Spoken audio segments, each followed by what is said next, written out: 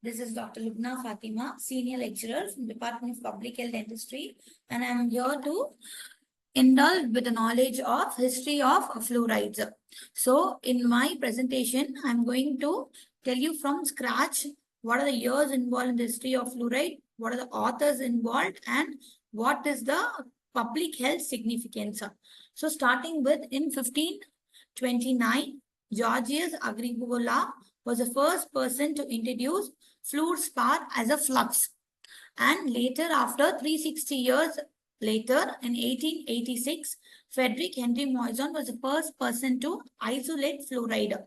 So before the invention of fluoride in our oral cavity, the Frederick Henry Moissan isolated this element called fluorine. In 1901, Frederick Mackay introduced Colorado stain, which is nothing but the mottled enamel where you can see white opaque opacities in your oral cavity. And in 1902, this became a public health issue, and Colorado Spring Dental Society took this as a lesion to investigate in the public.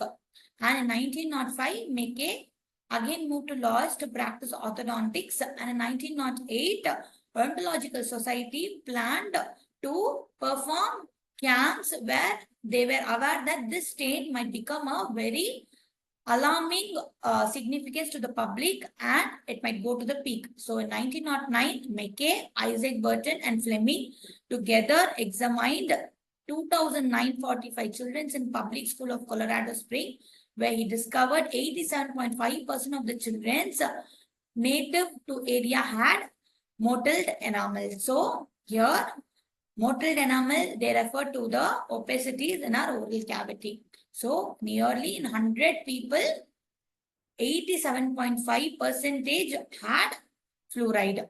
That is mottled enamel. And in 1912, Mackay found article written by Dr. J.M. Eagle stating that brownish discoloration was seen in the oral cavity, which was stated as dentity chanting. And in 1916, Mackay, along with G.B. Black, conducted nearly several studies in 26 communities to see this impact of is this Colorado stain spreading or how are they getting.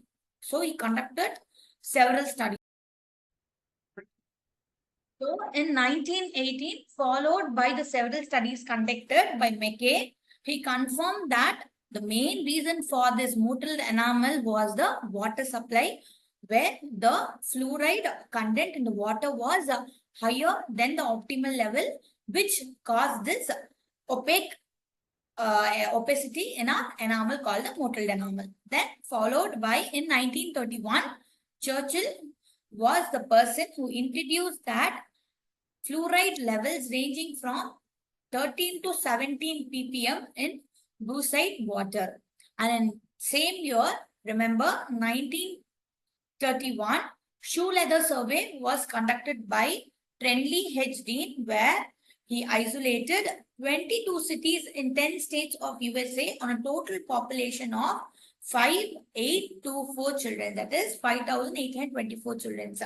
These may asked as a one word. So Churchill was the first person to identify fluoride level in the brucite water, which ranged from 13 to 17 ppm.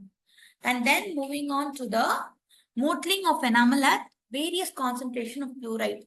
We can see that the high concentration of the fluoride directly links with the severity of mottling seen in the enamel. So enamel mottling was seen by 3 ppm of fluoride itself, whereas mottling with discrete pitting was seen in 4 ppm of fluoride. So you have to know what is the optimal level of fluoride is 0.7 to 1.2 ppm of fluoride. So enamel mottling is seen in 3 ppm.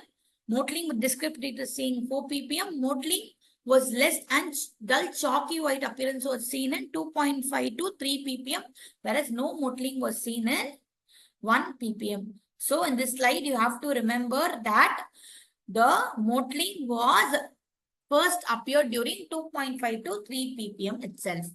Then again moving on to the history, in 1934, Dean fluorosis index was introduced, which was done to record the fluoride and gave a ordinal score of 7 ordinal scores were given, ranging from no severity to very severe.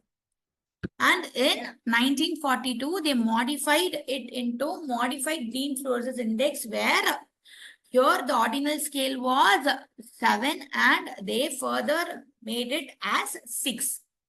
And in 1942, 1 ppm of fluoride consumption found 60% reduction in fluoride. So we call fluoride as a double squad, where you have a good in it as well as a bad in it. So fluoride helps you to reduce dental caries, but at the same time, an optimal level is good, whereas higher than the optimal level can cause damage to the enamel tooth surface. In 1969, WHO advocated that 1 ppm of fluoride in community water supply was a practical and effective public health measure. Now, this is all about the history of fluoride. So remember always, the important fact in my presentation was Colorado stain, which was a very public health significant that time, which was the introduction of this mottled enamel onto the tooth surface. So it was done in 1901 by Mackay. And in 1931, Churchill was the first person to introduce the fluoride content in Brucite water. And in 1931, shoe leather survey was conducted. And an index, you have to remember 2 indexes, Dean's Fluorosis Index and Modified Dean Fluorosis Index, where the years Dean Fluorosis Index was introduced in 1934, whereas modified was given in the year 1942.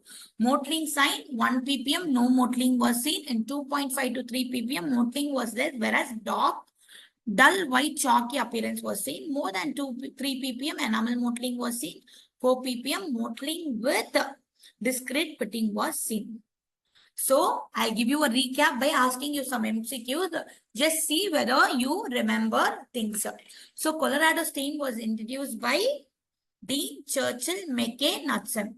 So as we all know, Dean's fluorosis, Dean is the one who gave the fluorosis index, which was given in the year 1942, was the modified, and original was 1934. So eliminate that option. Churchill was the first person to isolate fluoride and find the 13 to 17 ppm was present in Brucite water. So eliminate that also. Mackay was the first person to discover the Colorado stain, which then become the public health significance. So the element fluoride was discovered by Churchill in the year 1931. Now, what is the other health significance of this 1931 is shoe leather survey, which was done by Trendley Hedgstein. Remember that, okay? So the term mottled enamel in Colorado stain was given by, who was the person who coined Colorado stain was? We all know it was Mackay. So this is all about the history of fluoride. Mainly, while doing anything, try to mind map the topic after you study.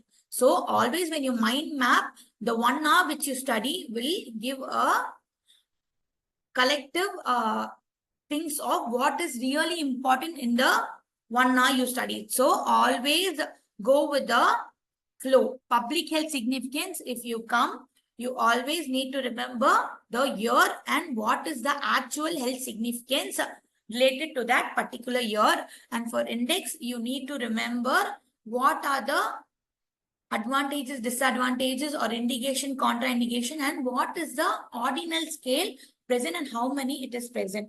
In mottling sign, you have to particularly remember the ppm in which the change occur in the tooth. So make sure that this specific ppm might be very good for the tooth. So 0.7 to 1.2 ppm is very optimal level of fluoride, which doesn't cause any harm.